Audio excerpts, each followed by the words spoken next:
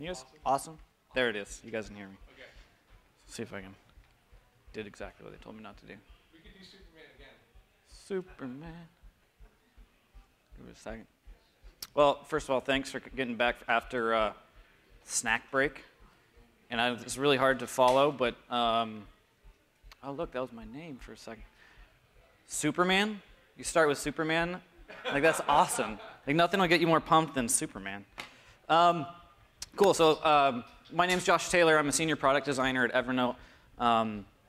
For those of you that don't know exactly what we do, we are a productivity tool, and we help people manage their life, their digital life and their modern life better and more effectively. And like Mark said, we've had a lot of success recently. We're up to probably somewhere around 80 million users. And I think we have a grand total of 23 different apps and about 21 different designers at the company. And about 15 of those are product designers. And I kind of get into what some of those other designers are doing here in a minute. But a little more introduction on myself by way of a little story. My wife and I have 2 kids. We started the process of adoption a few years ago, about 4.5 actually. And we kind of came to this decision together as a couple. We're not going to have our own natural child, we're going to adopt a child, right? Super big decision, crazy thing. The next day, we found out that my wife was already pregnant. So things don't always work out exactly like what you're planning. So that daughter is now 3.5, and she plays Toca Boca games incessantly. She would buy anything that they were to release. They absolutely amazing. But what I wanted to tell you about is the crazy amount of paperwork that goes into an adoption, and the back and forth and the back and forth and back and forth that you go through. And there's papers with government agencies and with healthcare agencies and with every single amount of thing that you can do, with from bank reports to anything else. And there's a kind of a thing that happens that is very seamless, and I don't think we pay a lot of attention to it, but we bridged the gap between physical and digital hundreds, if not thousands of times. When I scanned documents, I sent them over email, I printed them out, I scanned documents, I sent them over email, I printed them out, and it was painful. It was absolutely painful the whole time. If you deal with healthcare, it's more like scan documents, send them over a fax. I don't understand why they seem to think that's like the most secure way to send anything. This isn't really working. You guys are just going to stare at my name the whole time. So this is something that we're used to doing this. We're used to bridging the gap between physical and digital in so many ways. But like I said, it's not a good process. This is a process that's been around for years, but it's something that we as designers, I think, need to do a better job at making more seamless, more delightful, and actually to save people time. So we've kind of gotten to this point where that whole process is something that we're so used to that we forget that it could be made better. This really isn't working. Huh, there you go. You learn something new every day. If you use the laser pointer, it doesn't change any slides. I don't know how we got to the first slide, actually. That's pretty phenomenal. If you guys ever do this, make sure to press the next button. So nothing is new. Watch this. I'm going to do it. It's going to totally work. Boom. So amazing. This is something that's been around for a while, right? This is the physical digital bridge. This print, scan, look at it for a while, sign it, put it back in. I think that we can do better, and I think that what I'm going to show you guys is a little bit of what we've been doing at Evernote. We've made this transition from a traditional app company into a company that is trying to extend our brand promise across a whole bunch of different types of products. And so like I said, we started with a Windows app, and then it became kind of a cloud syncing service, and so we're kind of everywhere. But really, if we're trying to help people remember everything everywhere at any point in time and to help people manage modern life, that can't happen only in an app. That's not how the things work. People live, kind of move in between these things seamlessly all the time. So about a year and a half ago, we started looking at what we could do to start bridging this gap. And we realized that it's really not that hard. We started looking for things that were obvious. What are the obvious things that people are already using, that are already part of someone's workflow, and how can we make them better? So we did this. So this was a partnership that we had with Moleskine. This has been, I think, launched about 18 months ago, 15 months ago, something like that. It's been super, super successful. We designed an Evernote edition Moleskine notebook, which was a lot of fun, right? It's actually super fun to get to work with a brand like Moleskine.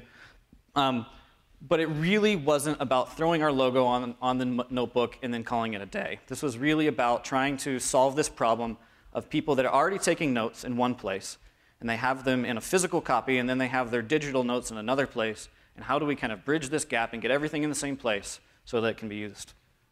So what you can't see here is that we did a whole bunch of stuff for them. Each one of them has a different page design.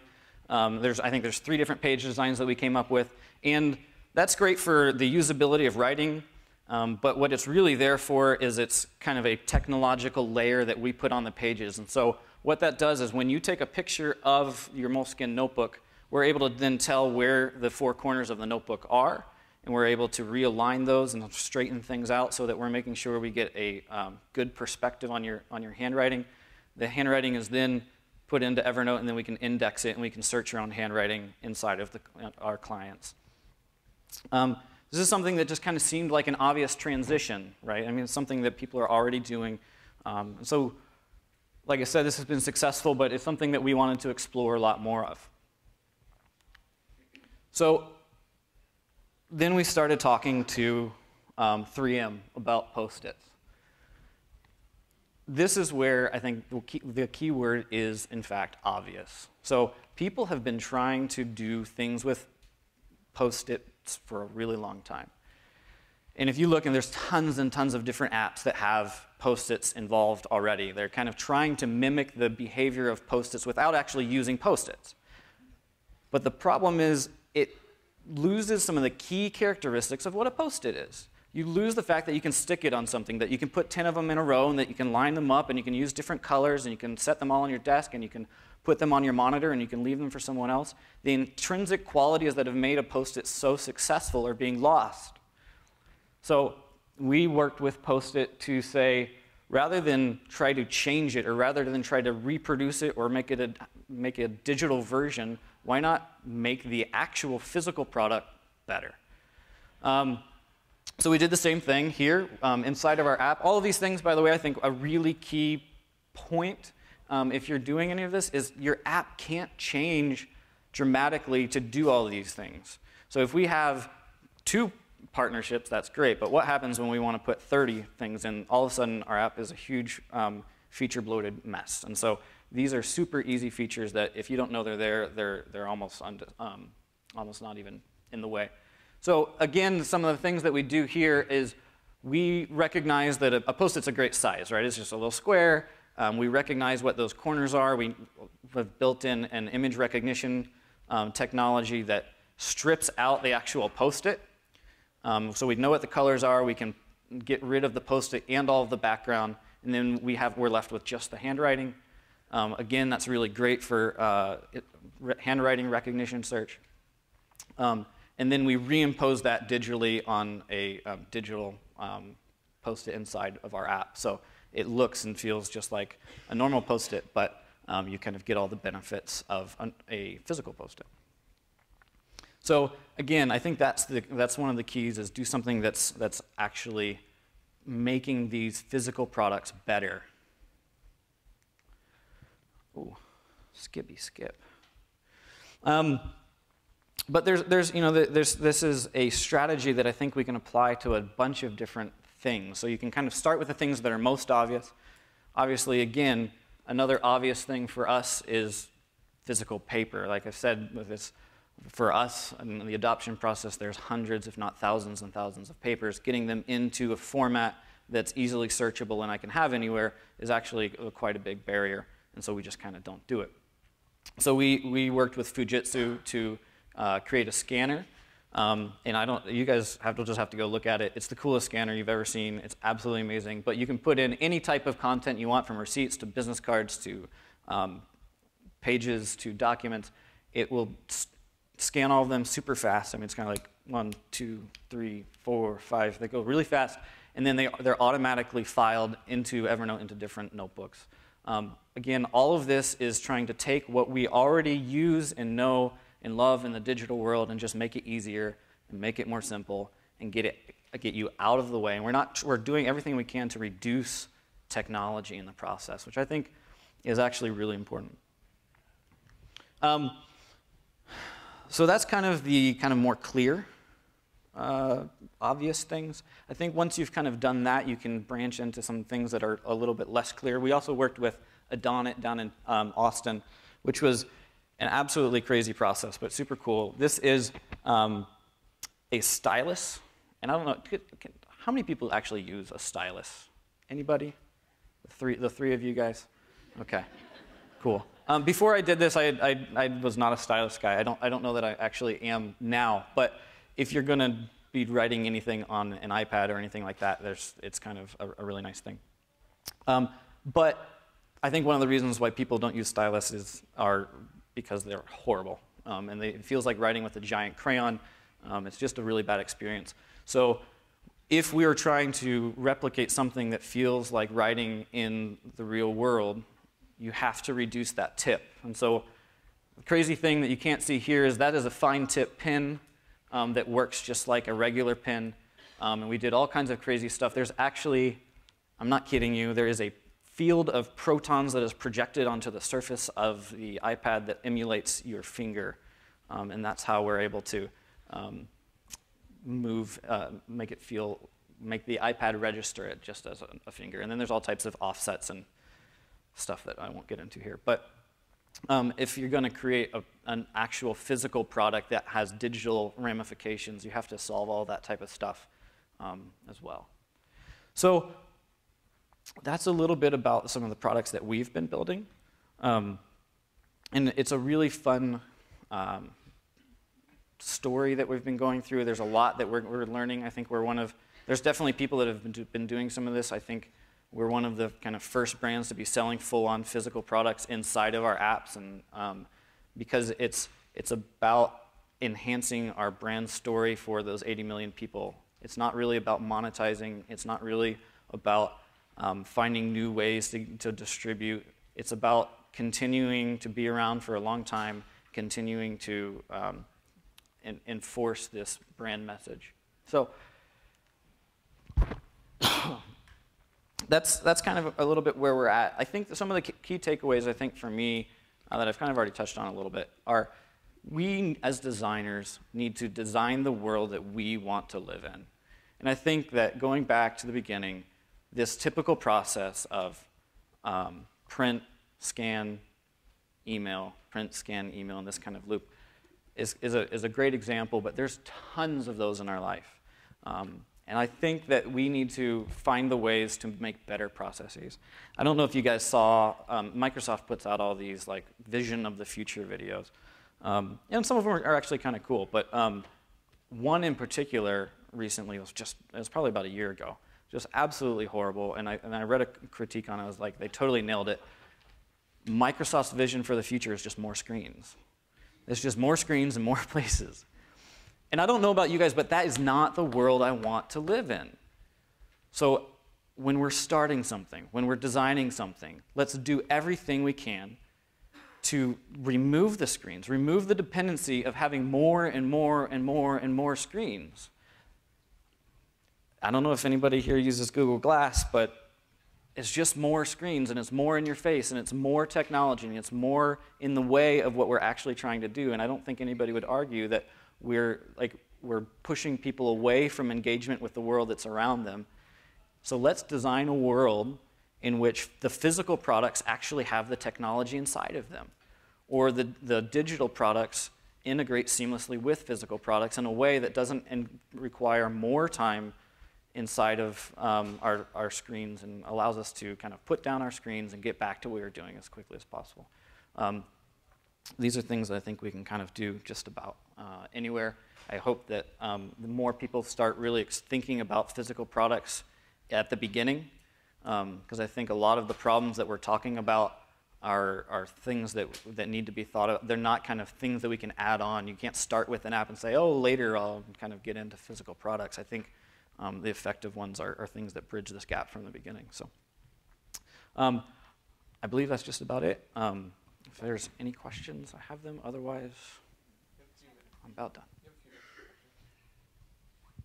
Yes. When I see the thing about Post-it notes, what jumped to mind was, the idea of bringing in real-life visuals into media, and yet you're making a case for maybe using that concept, but maybe not the Post-it note itself, but maybe you are. I'm not really sure. So could you speak to that concept in terms of Chrome? I'm not totally sure I understand the question. Okay, so Chrome being... I'm not very smart, guy. It's not you. So I don't get it. We know what Chrome is. Yes. Okay.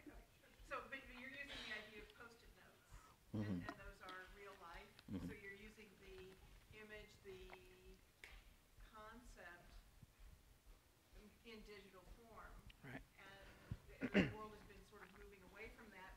And so if there's something to be kept about Chrome, maybe you've given some thought about Right. how that is valuable Yeah. in this. Yeah, so it is, I guess, another way to kind of put the same question is by maintaining that visual analogy as you cross into the digital barrier, are you keeping too much? I think that's... There's this movement to get away from it, and so Right. I'm wondering, what is your thinking about Right. keeping this part of it? Yeah, I would say that there's kind of a very trend movement to get away from unnecessary skeuomorphic details, and I think that I mean that's something maybe we may or may not have nailed that. It's something that we kind of, again, like I think everybody said here, we kind of will keep working on seeing if we're doing the best thing there. I think that as someone writes something on a Post-it note in particular, that note in the context in which they wrote it is important. And so to completely strip out that, like what we could do is, like I said, we've already stripped out the Post-it. What we could do is just keep the context and keep the content and ditch the context.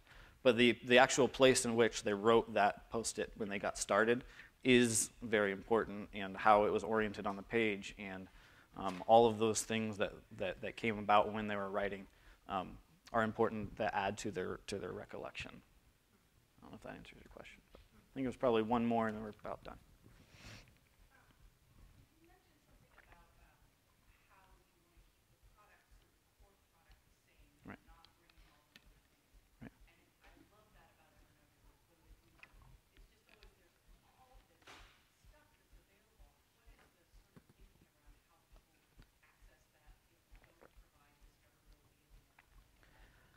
That is a great question.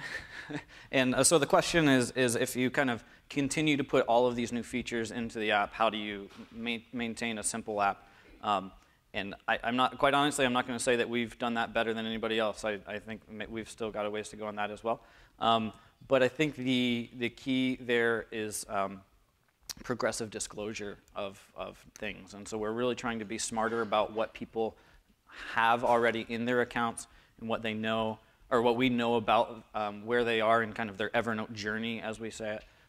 So that at the beginning you want a certain feature set, but then as you've been using Evernote for a year or two, we start surfacing new features or new things for you. It's okay to be using our app and not be using all of the different features. I think that's a really important thing. So we'd rather some people not know about all the features we have than show all the features and then people be overwhelmed and not know what to do with it. So I think that's about it. So Yeah. I appreciate it. All right, give it up.